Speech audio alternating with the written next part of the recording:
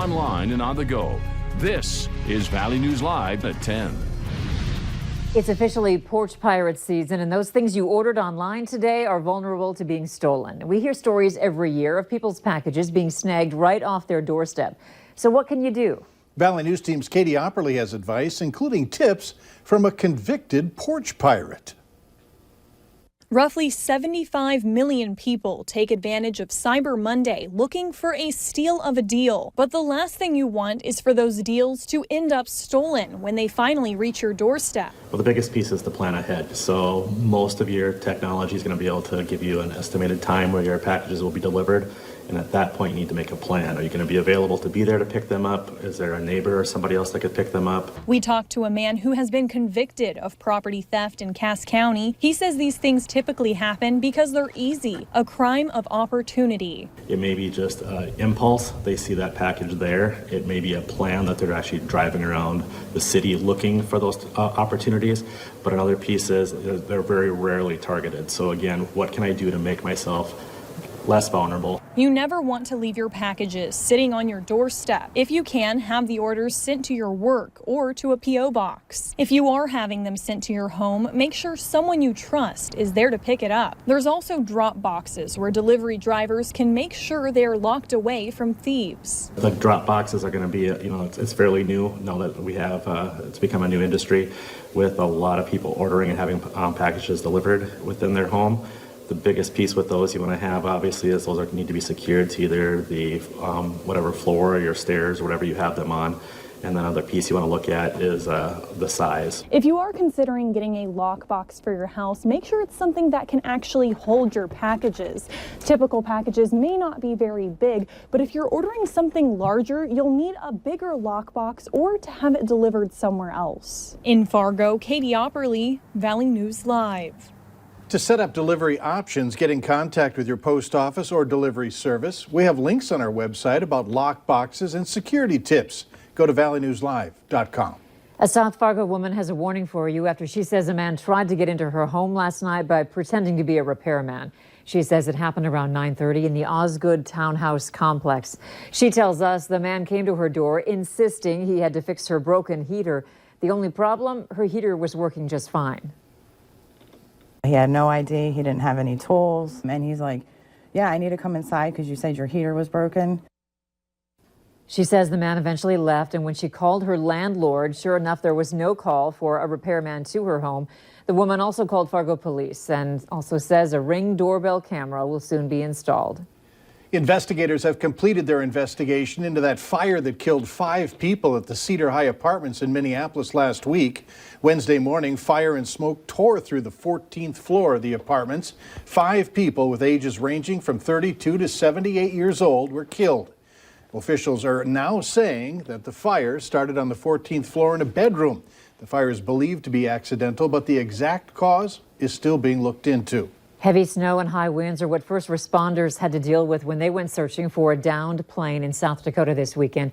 We now know 9 people died and 3 were seriously hurt in that plane crash.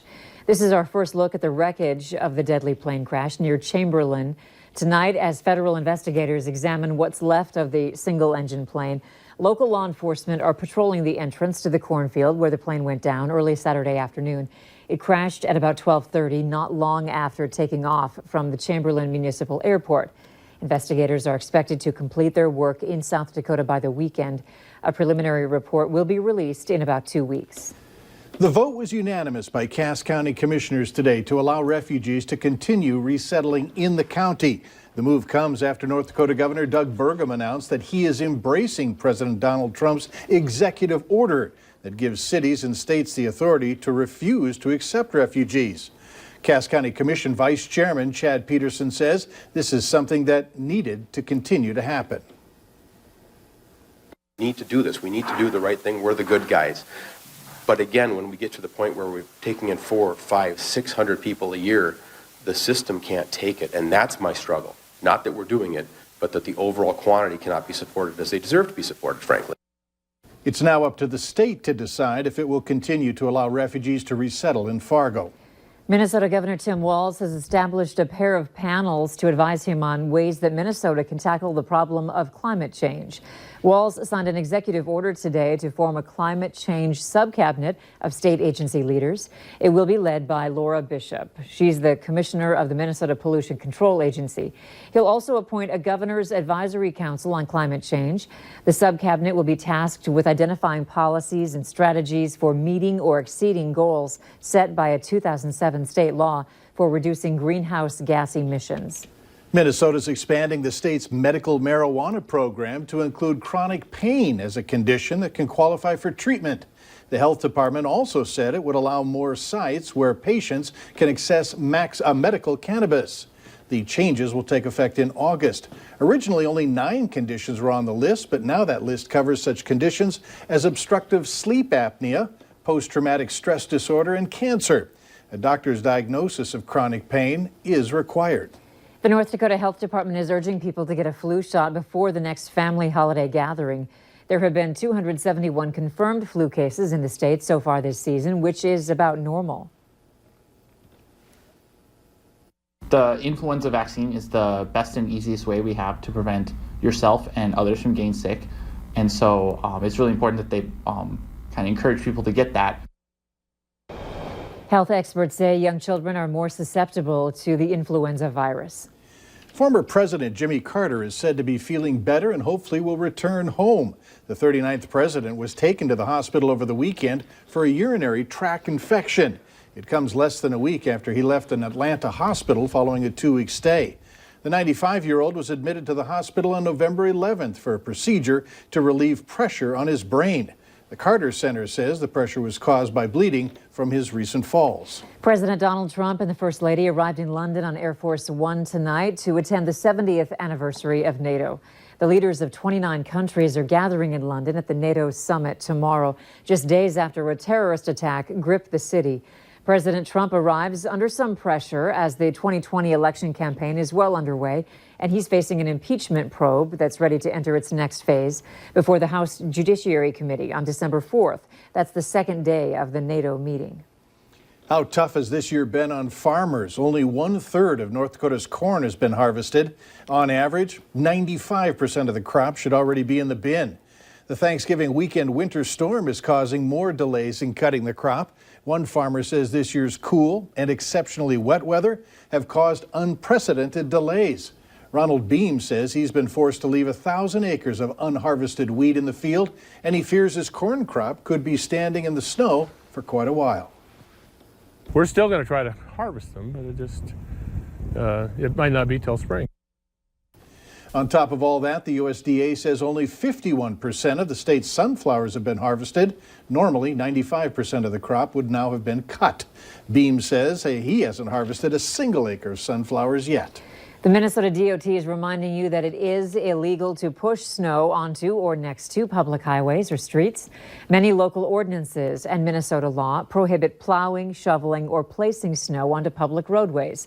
That includes the ditch and right-of-way area along the road. One other thing to keep in mind with all this snow, as you're clearing it from your driveways and walkways, the fire departments are reminding you to also clear the area around the fire department near your home. A fire can double in size every minute, and it can often take fire crews several minutes to dig out fire hydrants. Valley News Live 10 at 10 continues with No Wait Weather. And a beautiful shot from our Valley Sky Cam here in South Fargo. Looking at I-94, looks like it's still a little bit wet there, but traffic is moving along nicely on the interstate. I think that I-29 and 94 are both in pretty good shape for this evening. It's just those side roads that you're going to have still that packed ice and still some standing snow on those roadways as well. So again, just take it slow, take it easy on those side roads and allow extra distance to stop between you and the vehicle in front of you. But a beautiful shot there of that fresh snow in the roundabouts there at University Avenue. So temperatures right now 16 in Valley City, so that's the cool spot at this time. But just in the James River Valley, 30 in Jamestown. So 15-degree temperature difference there between Valley City and Jamestown. So warmer air is slowly but surely trying to push its way here into the valley. 27 in Devil's Lake at this time, still warmer up there. Right now, 21 in Fargo, 20 in Grand Forks here at 10:10 on your Monday evening. Seeing some clear sky and high pressure move in from the north and west. Still a few lingering clouds in our southern and eastern neighborhoods, but the flurries that were around earlier have pushed off toward the Twin Cities area, so things will be clear and quiet for the night tonight.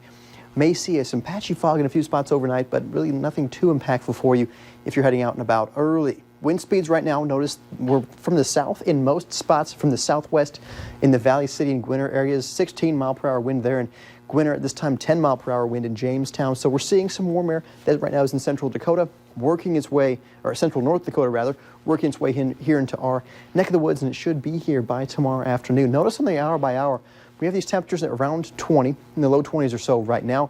We only lose a couple degrees toward morning. So upper teens to low 20s for those morning hours. There's that patchy fog I'm talking about, mainly in our Minnesota counties. I think it's a little too breezy in our western neighborhoods for that fog to develop. And then if you're heading out for that morning commute, it's still just teens and 20s with the fog mostly gone, if there is any, of course, in our Minnesota neighborhoods. And then the sunshine will be with us all through the day. So if you are commuting, have those sunglasses, because that snow and that sun will make for a bright afternoon. You can see just a few lingering clouds in our Minnesota counties. I do expect it to be a bit cooler here in this part of our area as well, with those clouds lingering, but where the sunshine is, I do expect low to maybe even middle 30s in our western and southern neighborhoods by the time everything is said and done. But you do see a busy west wind there as we go through the afternoon and evening hours, so maybe a little breezy, especially west of the I-29 corridor.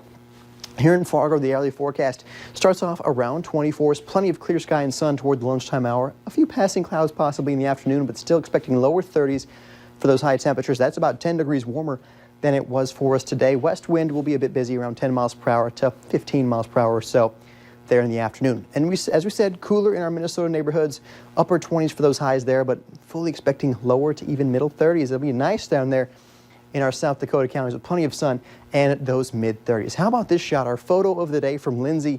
This is at Lake Breckenridge, a morning shot, the sunrise, the frosty tundra there. A beautiful shot. Thanks so much for sending that picture in to us at valleynewslive.com. We keep high pressure around for Wednesday as well, so plenty of sun expected, still around 30 for those highs. We do have some colder air coming in late week, but temperatures rebound in time for that Bison game there on Saturday. It's not till Sunday evening that we'll have another chance of some snow showers, and that system does bring some bitter air, it looks like, to the start of next week. All right, thank you. Yeah. Later on Valley News Live at 10, a discreet self-defense tool is getting a lot of attention online. We break it down to see if it really works.